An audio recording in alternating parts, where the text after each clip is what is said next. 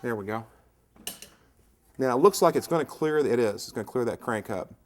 Okay, there it is. There's the cover we just took off. We'll clean this out a little bit before we put it back on there. But now there's our water pump. That's what we're after. Yeah, you can see the foam pad right here. Just want to make sure it's all in place, which it is.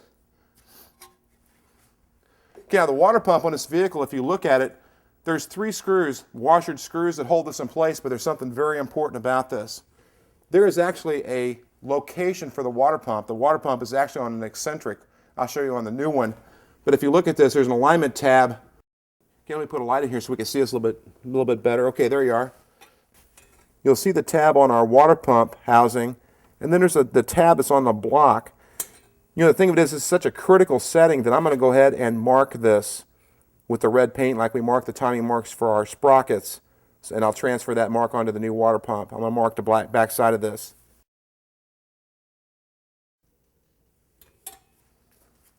The reason that's so important, if you put it in the wrong place, with our tensioner set on the new belt setting, and if this was in the wrong place, that's not going to be tight enough because the water pump's able to move in and out.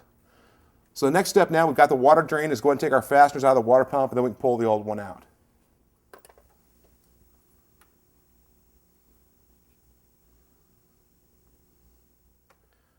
Okay, we have the bolts out of the water pump. The next thing we want to do is go ahead and put a drain pan directly below the water pump, so that way if there's any coolant left in the block, even though we have the radiator drain, there may still be some in there, we can capture it. Now we just go ahead and pry the water pump loose.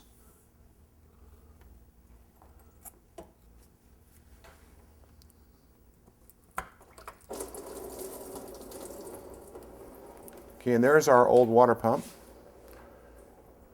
Okay, this is something really good to note right now. Even though we're in here replacing the timing belt, if you look at the water pump, it has what's termed a weep hole. It's basically where coolant would leak out if any would be getting past our sealed bearing.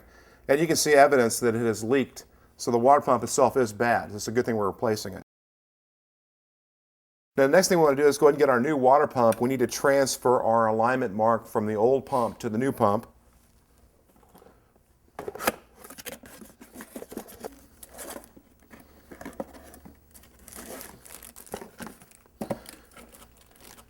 You know, this is something else to mention too. On our application here, there may be a remanufactured water pump available versus the new one, but as important of a task as the water pump is to the timing belt installation, this may be the time to just go ahead and replace it and put a new water pump on it.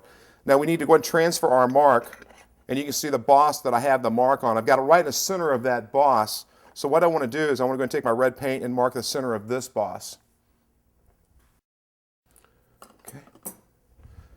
Okay, next, we'll let that dry for just a couple of minutes. The next thing I want to mention is on the seal for the water pump, in our case, we're using a rubber O-ring. You wouldn't want to use any sealant on this type of application, but what I'm going to do is I'm going to go ahead and install it, and you'll see the groove that the O-ring fits into. Just like that, make sure it's all the way down. And I'm actually going to take and put a coat of grease on this O-ring, and the reason I'm going to do that, when I put this back into the block, I need to rotate it to make sure that the marks are lined up, and I don't want the O-ring to slip.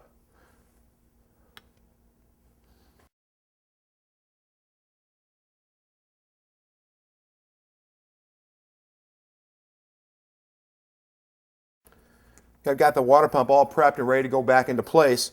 While our mark is drying, I just want to set this out of the way. The next thing we need to do is prep the block for the water pump, and what I mean by that is the sealing surface where the O-ring seals against the block. We want to make sure that surface doesn't have any debris on it. If there is, that could be a possible coolant leak.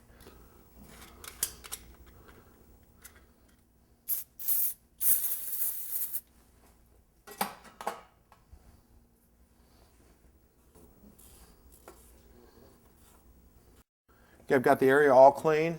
Now it's ready for the new one to go in.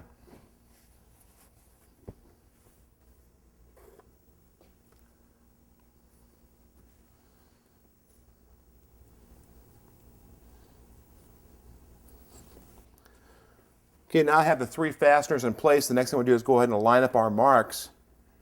And I've got them right in a line right now. So the next step is just go ahead and tighten them down evenly.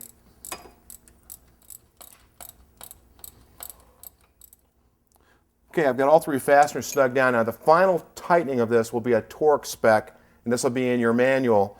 In our case, it's 18 foot-pounds, so I'll go ahead and torque them down.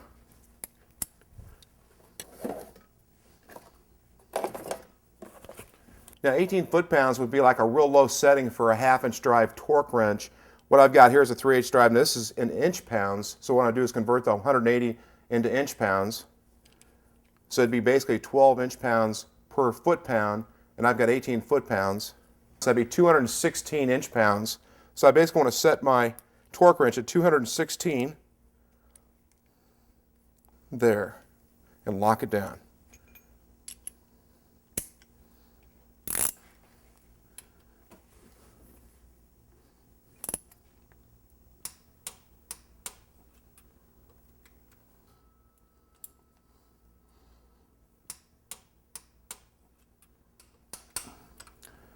Okay, now the water pump's torqued down, we can go and clean up and reinstall our lower cover.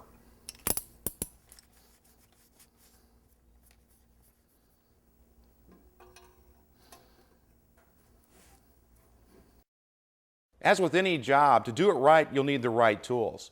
The nice thing is that jobs today don't require a large, expensive assortment. Basic hand tools are generally all you'll need. In case where a specialty tool is required, be sure to check with AutoZone's Loan a Tool program. They have many specialty tools that can help you complete your job a lot quicker and easier. The first things you'll need are a socket set, torque wrench, drop light, drain pan, and a repair manual for your specific vehicle. You may also need screwdrivers or pliers to remove some components. Be cautious when working under the hood. If the engine has been running, components will be extremely hot, so be careful what you touch.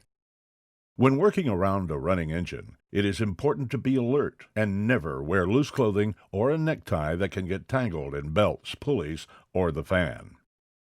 When lifting a vehicle, never work under it until it has been secured with wheel blocks and securely positioned on jack stands. A hydraulic jack alone is never enough.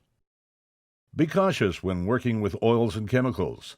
Many are damaging to the groundwater environment and toxic to people and animals.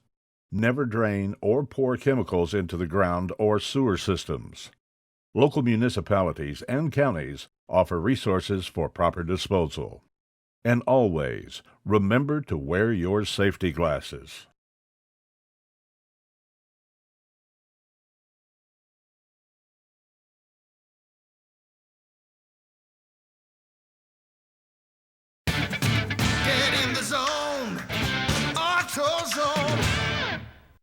Get the entire DVD for this repair and all other procedures covered in the Complete Car Care series at your local AutoZone store.